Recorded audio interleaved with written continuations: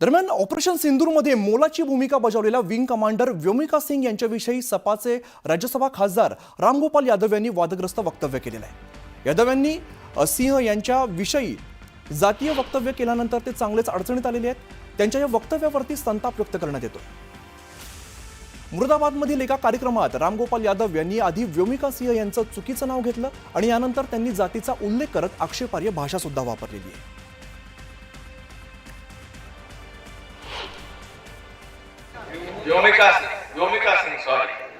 व्योमिका सिंह हरियाणा की जाकर। दरम्यान भारतीय सैनिकांच्या शौर्य आणि व्यावसायिकतेला भावपूर्ण आदरांजली वाहण्यासाठी लष्कर प्रमुख जनरल उपेंद्र द्विवेदी यांनी श्रीनगर, उरी आणि उंची बस्ती इथल्या अग्रेसर ठिकाणांना भेट दिलेली आहे, ज्यामध्ये चिनार कॉर्प्सच्या खंजीर विभागाचा समावेश होता। तर ऑपरेशन सिंदूर दरम्यान सैनिकांनी केलेल्या अपवादात्मक कामगिरीबद्दल त्यांचं वैयक्तिकरित्या अभिनंदन आणि प्रेरणा देण्यासाठी ही भेट मनापासून कौतुकास्पद होती। ही भेट ऑपरेशनल पुनरावलोकन केंद्रित नव्हती, तर पाकिस्तानी हवाई आणि जमिनीवरील चिथावणींना निर्णायकपणे परतावून लावण्यासाठी महत्त्वाची भूमिका बजावणाऱ्या सर्व शस्त्र आणि सेवांमधील सैनिकांच्या धैर्याला आणि आत्म्याला सलाम करणारी केंद्रित होती। लष्कर प्रमुखांनी त्यांच्या सामूहिक धैर्याची आणि उच्च मनोबलाची तसंच अनेक धोक्याच्या वेक्टरचा सामना करण्यात अखंड समन्वयाची प्रशंसा केली आहे।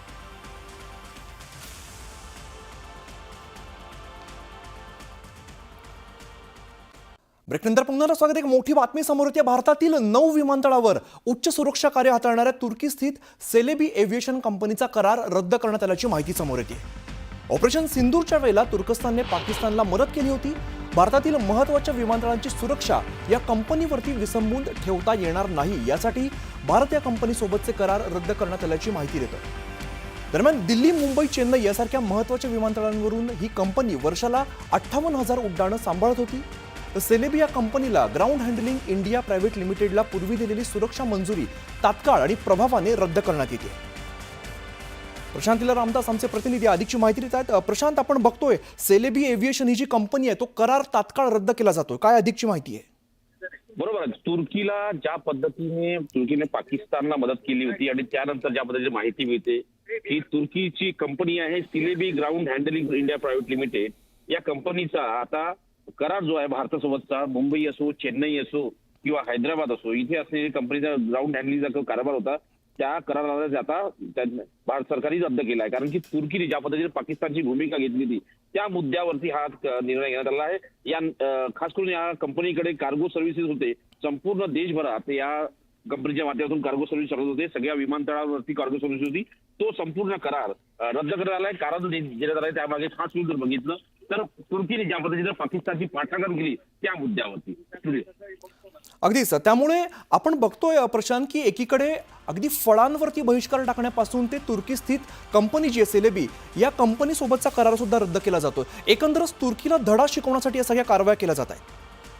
बरोबर, ज्या पद्धतीनं ऑपरेशन सिंदूरच्या दरम्यान तुर्कीचे जे आपण ज्या पद्धतीनं ड्रोन बघितलेले आहे, हे जे ड्रोन होते हे तुर्कीने पाकिस्तानला दिले होते आणि त्याच ड्रोनद्वारे भारताच्या सीमा भागात हल्ला करण्याचा प्रयत्न झाला। त्याचमुळे तुर्कीला धडा शिकवण्यासारखा भारत सरकारने मोठा निर्णय घेतला आहे। आणि त्याच पद्धतीने जर बघितलं आपण तर एकीकडे जसं आपण उल्लेख केला फळांचा, आता विमानतळावरती करार असो, त्याशिवाय भारतातून मोठ्या प्रमाणात तुर्कीला ज्या पद्धतीनं दगड आयात केला जात होता, सोबतच त्याला संगमरवरचा जो दगड आयात केला जात होता त्या संदर्भात देखील निर्णय घेण्यात आला आहे। भारताच्या व्यापाऱ्यांनी त्यांना दगड निर्यात करण्यासाठी त्यांना नकार दिलेला आहे। यानंतर तुर्कीमध्ये कुठल्याही प्रकारचा संगमरवरचा दगड देखील निर्यात होणार नाही, अशा प्रकारची माहिती पुढे आलेली आहे। निश्चित प्रशांत, धन्यवाद या माहितीसाठी। दरम्यान आपल्यासोबत हेमंत महाजन सर आहेत, त्यांच्याशी बोलूया। महाजन सर, आपण बघतोय आपण तुर्कीला धडा शिकवण्यासाठी आता सेलेबी जी कंपनी आहे तर तिचा करार जो आपण रद्द केलेला आहे, या घटनेकडे कसं बघता? असं आहे की तुर्कीने पाकिस्तानला ड्रोन्स पुरवलेले आहेत आणि त्याची किंमत खूपच जास्त होती आणि या ड्रोन्सचं या लढाईमध्ये मोठ्या प्रमाणात वापर करण्यात आला होता। तर आपण त्यांच्या विरोधात आपण जी कारवाई करतोय, आपल्या माध्यमातून सुद्धा मी अनेक वेळा म्हटलं होतं की तुर्कीवरती पूर्ण बहिष्कार घालायला पाहिजे। तर आता जे टुरिस्ट तुर्कीला जात होते ते जवळजवळ 80% कमी झाले आहेत आणि मागच्या वर्षी 3rd हायेस्ट टुरिस्ट तुर्कीमध्ये होते ते भारतीय होते। याच्याशिवाय आपला तुर्कीचा आपल्या 1-2 इन्स्टिट्यूशनशी म्हणजे संबंध होता, व्यापार करार होता, तो पण रद्द करण्यात आलेला आहे. याच्याशिवाय काही कंपन्या ज्यांच्याशी तुर्कीचे संबंध होते ते पण रद्द करण्यात आलेले आहे. आणि त्याचा इफेक्ट एवढा झालेला आहे की तुर्कीने सांगितलं की आम्हाला माहिती आहे भारत आमच्या विरोधात कारवाई करतो आहे, परंतु काही पण झालं तरी आम्ही पाकिस्तानला मदत करतच राहू. म्हणजे तुर्कस्तानने ऍक्सेप्ट केलं आहे की आपण केलेला प्रतिप्रहारामुळे त्यांच्यावरती परिणाम झालेला आहे, परंतु त्यांचं म्हणणं हे पण आहे की तुम्ही काही पण करा, आम्ही तुमच्या विरोधात कारवाई पाकिस्तानला मदत करतच राहू. तर त्याच्यामुळे तुर्की विरुद्धचं जे युद्ध आहे ते आपल्याला बहुआयामी करावं लागेल. आणि इन ॲडिशन आपली जी इंडिगो कंपनी आहे त्यांची तुर्कस्तानशी मोठा व्यापार करार आहे सीट शेअरिंग करता, ते पण येणाऱ्या काळामध्ये आपल्याला रद्द करावं लागेल, ज्यामुळे तुर्कस्तानचं मोठं नुकसान होईल. सर, आपण जर बघितलं तर भारतातील 9 विमानतळांवरती जी उच्च सुरक्षा कार्य आहे ही तुर्कीची कंपनी हाताळत होती आणि आपण बघतो की तुर्कीने पाकिस्तानला अगदी खुल्या मदत केलेली आहे. तर या कंपनीकडून सुद्धा किंवा एकंदर तुर्कीकडून भारताला या संदर्भात धोका आहे असं तुम्हाला वाटतं का?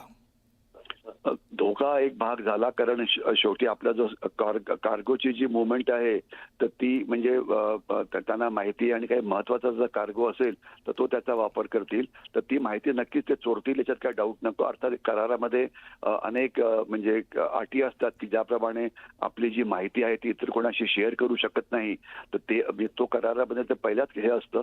परंतु जर लबाडी करून माहिती शेअर केली तर त्याला आपण काय करणार? मी माहिती बाहेर घेऊन जायची आणि बाहेरनं शेअर करायची, ते म्हणजे लबाडा करता येतात. जर तुमचा इरादा जर तुम्हाला त्रास द्यायचा असेल, भारताच्या विरोधात काम करायचं असेल तर नक्की त्याचा फरक पडू शकतो.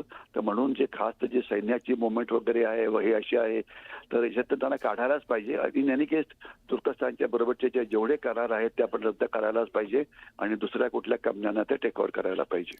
बरं सर, अनेक याला जोडूनच प्रश्न की आपण बघितलं आपल्या व्यापाऱ्यांनी फळांवरती बहिष्कार टाकलेला आहे, ड्रायफ्रुट्सवरती बहिष्कार टाकलाय, त्यानंतर टुरिझमवरती सुद्धा मोठ्या प्रमाणात बहिष्कार टाकला जातोय आणि यानंतर केली जाणारी सेलेबी कंपनीवरती कारवाई. अजून कोणती कारवाई तुर्कीवरती आपण करू शकतो? आपल्याला खरं तुर्कस्तानला आपण काय काय एक्सपोर्ट करतो याचा अभ्यास करायला पाहिजे आणि त्या सगळ्याच गोष्टी तिथं यायला थांबवायला पाहिजे. पण जी गोष्ट मला म्हणजे सरळपणे दिसते, आपण नकाशा बघितला, ज्यांना युरोपला किंवा अमेरिकेला जायचं असतं भारतीयांना तर ते वाया तुर्की जातात, कारण त्यांचा जो एअरपोर्ट आहे अंकारा हे अगदी मध्यभागी सरळ रस्त्यावरती येतं. तर म्हणून भारतीयांना आपण आवाहन करायला पाहिजे. 3-4 कोटी भारतीय बाहेर फिरत असतात जगामध्ये, त्यांनी कुठल्याही हद्दीमध्ये अमेरिकेला जायला किंवा युरोपला जायला किंवा इतर ठिकाणी जाण्याकरता तुर्कीची विमानं किंवा तुर्कीचा एअरपोर्ट वापरला नाही पाहिजे, ज्याच्यामुळे तुर्कस्तानचं अजून जास्त नुकसान होईल या आपल्या याच्यामध्ये व्यापारामध्ये आणि त्यामुळे त्यांना अजून जास्त धडा मिळेल. याच्याशिवाय तुर्कस्तानचे जे म्हणजे जे त्यांचे हे आहेत ड्रोन्स आहेत तर त्यांना सुद्धा काही काही माल वेगवेगळ्या ठिकाणं दिला जातो. तर ज्या तुर्कस्तानच्या कंपन्या ड्रोन हे करतात तर तुर्कस्तानच्या सगळ्या वेगवेगळ्या कंपन्यांवरती आपण बहिष्कार घालायला पाहिजे आणि आपल्या कॉर्पोरेट वर्ल्डला सांगितलं पाहिजे की कुठल्याही तुर्कस्तानच्या कंपनीशी आपला व्यापार किंवा आर्थिक संबंध नको, ज्यामुळे तुर्कस्तानचं अजून जास्त नुकसान होईल. त्याच्याऐवजी आपण दुसरा कुठला माल आणू शकतो, पण तुर्कस्तानमधून नाही. निश्चित. ब्रिगेडियर हेमंत महाजन सर, धन्यवाद. तुम्ही सविस्तर या संदर्भातली माहिती दिली त्याबद्दल.